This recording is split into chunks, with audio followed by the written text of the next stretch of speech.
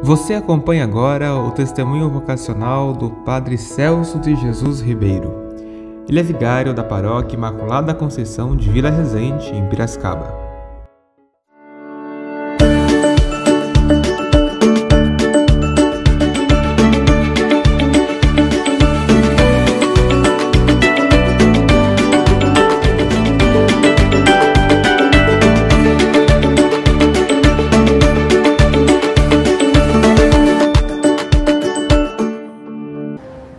Eu me chamo Padre Celso, eu sou da paróquia São Judas Tadeu, aqui mesmo de Piracicaba, lá do bairro São Judas também. Desde pequeno eu frequentei a paróquia aos domingos e na minha época tinha um padre chamado Padre Bruno, que tinha muito carisma com os jovens. E eu sempre gostei das missas dele, sempre frequentei, né? Domingo às 6h30 da manhã. Sempre levantei cedo para ir à missa dominical. E esse padre nos cativou tanto que foi a partir da vocação dos meus irmãos que eu senti também um chamado. E o chamado vocacional, quando eu decidi a ser padre, aconteceu muito tardiamente.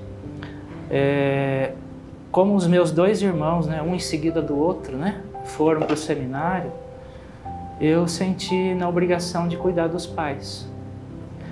E a partir de então eu trabalhei numa metalúrgica, né, num escritório, e fui convidado por uma amiga, colega de trabalho, a fazer o concurso da Caixa Econômica Federal, a prestar o concurso.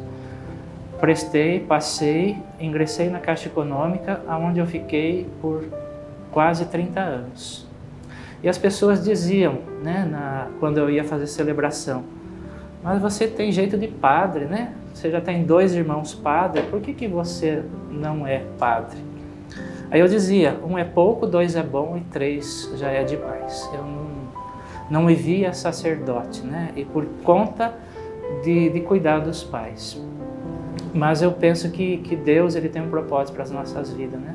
Quando Deus chama, o chamamento dele é irresistível. E como eu fui convidado para ser diácono, eu falei, posso unir o útil ao agradável, não preciso abandonar a minha família e ao mesmo tempo eu dedico a minha vida à igreja, porque foi o que eu sempre quis. E fiquei praticamente 7 anos como diácono permanente. Um dia eu tomei resolução, falei, não, eu preciso seguir o que Deus me chama. Marquei uma entrevista com Dom Fernando e cheguei lá, não sei o que aconteceu, e tinha um bispo que estava visitando a diocese.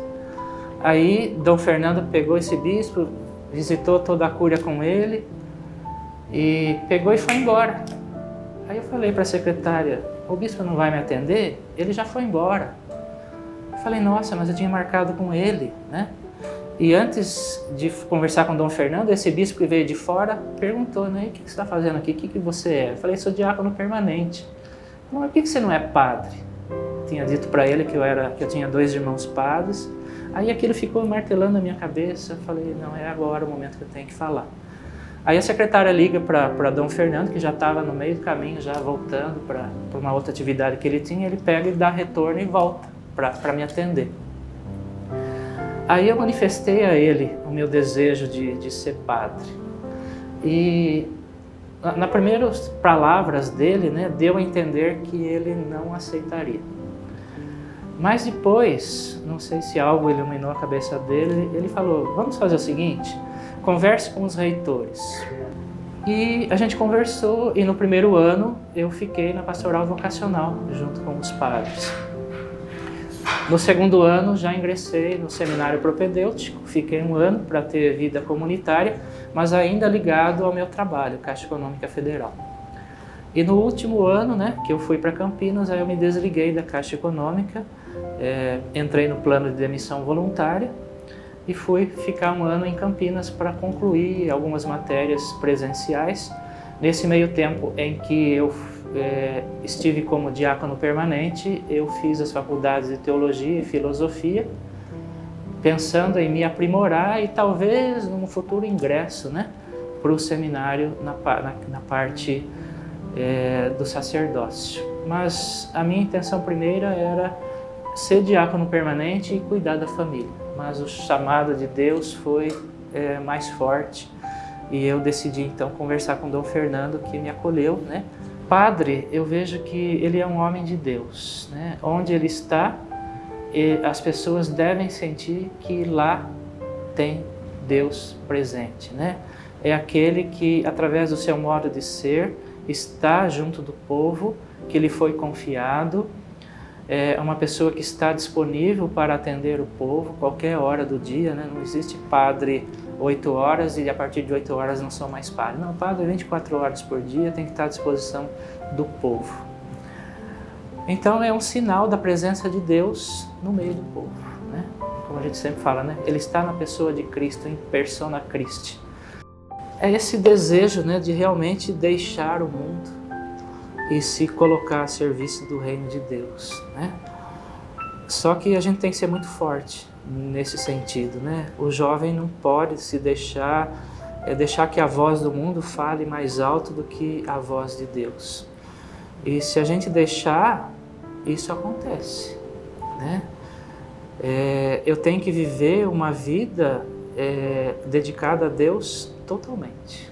Uma vez que eu ingressei no seminário, é lá que eu devo me esforçar para que eu possa estar 100% com Deus, né?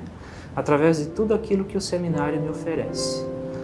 Momentos de oração, a entrega total. Momento de estudo, a entrega total. Momento de comunidade, a entrega total, né?